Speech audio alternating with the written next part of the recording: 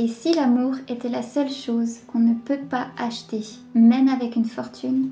Aujourd'hui, je vous emmène au cœur d'une romance coréenne inoubliable, A Millionaire's First Love. Sorti en 2006, ce film a marqué toute une génération par son émotion, sa sincérité et son casting devenu culte. Entre la rédemption d'un jeune héritier rebelle et la force tranquille d'une jeune fille malade mais lumineuse, ce mélodrame est une leçon de vie, d'amour et de larmes. Préparez vos mouchoirs.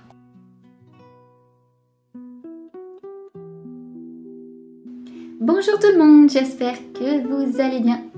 A Millionaire's First Love, un film coréen, le genre c'est romance, drame et mélodrame, d'une durée d'environ 1h50.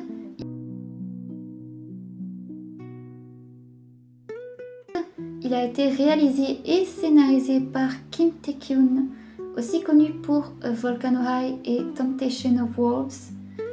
La cinématographie a été faite par Choi Chan-min et le directeur artistique est Han Ga-pyong.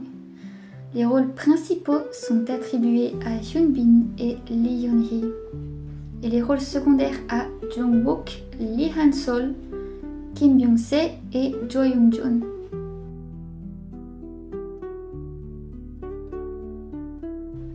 Kang Jae-kyun, jeune héritier, est l'enfant riche stéréotype.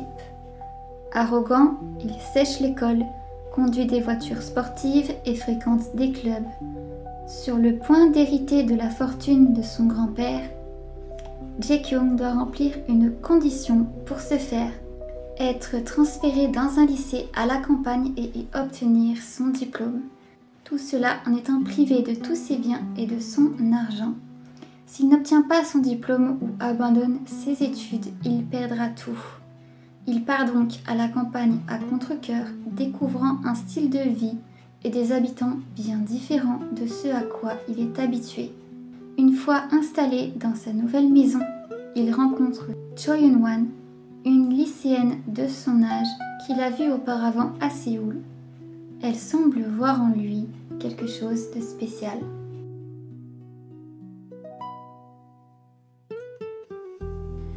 Kang Jae-kyung est âgé de 18 ans, c'est un orphelin riche, rebelle et égoïste. Il fume, boit, sèche les cours et pense que l'argent peut tout acheter. Il tente de se faire renvoyer du lycée en jouant les durs mais échoue. Surpris par la bienveillance des autres habitants, il change peu à peu. Il apprend à se débrouiller seul et finit par aimer sa nouvelle vie. Choi Eun-wan est une jeune orpheline de 19 ans, douce, souriante et discrète. Elle est responsable de classe et travaille à la station-service du village. Elle cache une maladie incurable, mais reste forte pour les autres ayant accepté son sort.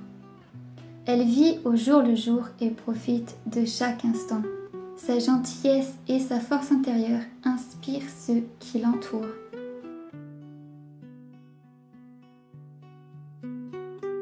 C'est un très beau film avec une histoire très touchante, vraiment. Préparez vos mouchoirs.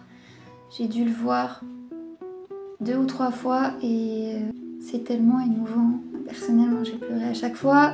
Je suis sûre que si je le regarde encore, je vais encore pleurer. De très bonne musique, très bonnes OST, très belles chansons. Un film avec de très bonnes leçons de vie pour comprendre ce qui compte vraiment, que l'argent ça ne peut pas tout acheter, que ça ne fait pas toujours le bonheur, que parfois vivre une vie simple, ça suffit largement en fait.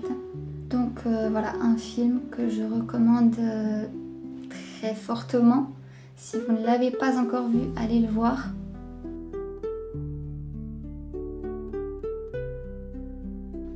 Acteur ému sur le tournage, le réalisateur a partagé qu'il souhaitait créer une romance bouleversante. Durant le tournage, il a vu Hyun Bin et Lee Yeon-hee verser des larmes réelles en jouant certaines scènes, ce qui l'a profondément touché. Diplômée en chanson, Lee Yeon-hee, alors débutante, faisait ses premiers pas comme chanteuse dans le film.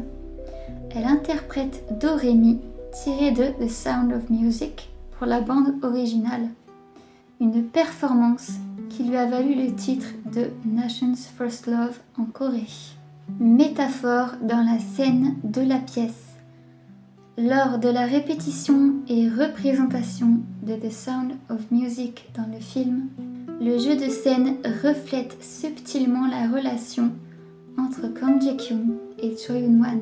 Cette mise en abîme a été remarquée comme une des scènes les plus marquantes, où le personnage interprété par Hyun Bin incarne à la fois l'acteur et le père, le colonel Von Trapp, avec conviction. Captation immersive dans la campagne. Le tournage s'est déroulé dans la région montagneuse de Gangwon-do, renforçant l'atmosphère intimiste et mélancolique du film. Le contraste entre la vie citadine et rustique fait partie intégrante de l'émotion qu'on ressent à l'écran. Émotion au naturel, bien que le scénario n'entre pas dans les détails de la maladie de Choi Eun-wan, le tournage conservait souvent une tonalité naturelle. Les acteurs ont campé un réel sentiment d'urgence émotionnelle sans recourir à un pathos trop explicite. On ne se souvient pas toujours de notre premier amour, sauf quand il nous change à jamais. A Millionaire's First Love, c'est bien plus qu'une simple romance. C'est une histoire de transformation, de pardon et d'amour pur dans sa forme la plus simple. Si ce film t'a touché autant que moi, n'hésite pas à laisser un like, un commentaire et à t'abonner pour découvrir d'autres perles du cinéma asiatique. Merci d'avoir regardé et à très vite pour un nouveau voyage émotionnel.